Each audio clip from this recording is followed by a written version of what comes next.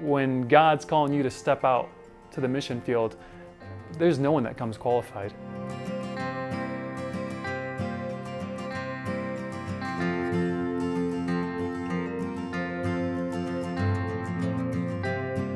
When you come to the mission field, you're coming out for this express purpose that's written up on your requisition, and then you find yourself doing that maybe, but then things come to your door that you haven't studied in seminary, you haven't had professional training in doing.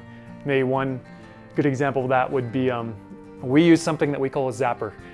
It's sort of well known amongst the AIM circles, but it's a little machine that uses electric current to help treat scorpion bites, snake bites, oftentimes which can be deadly. We sort of became known in our area as, if you've been bitten or stung by a scorpion, go to Justin's house, go to Chris's house.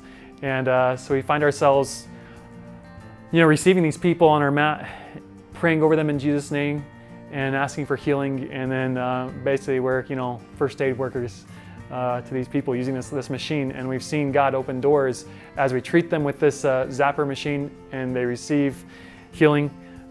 It's then opened up doors for us in the community and to continue further contact with these people.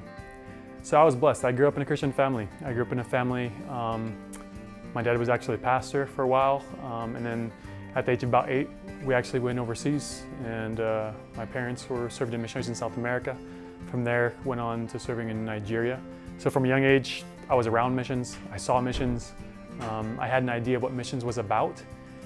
And so missions was always, in a sense, a part of my life. When I got to university, started into my studies, was an education major, PE. Liked it, but I wasn't completely passionate about it. In the back of my mind, I always thought missions could be an option, but didn't know if that's really what God was leading me to do. When God's calling you to step out to the mission field, there's no one that comes qualified. No one's coming qualified because you don't know the language yet and you don't know the people.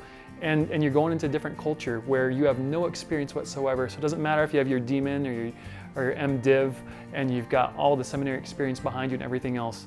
You're not qualified to step out there. But what qualifies you is Christ in you, and stepping out in obedience and saying, you know what, I know God has called me to this, and that in itself is enough. And so as someone considering, could I really go out and do this? If God's called you to it, then you can lay that aside. You don't have to worry about that, because God, He's the one that's your sufficiency. Obedience, I think, is the biggest thing in considering a call to follow God into missions. If that's what He's calling you to do, step out and obey and watch what He'll do.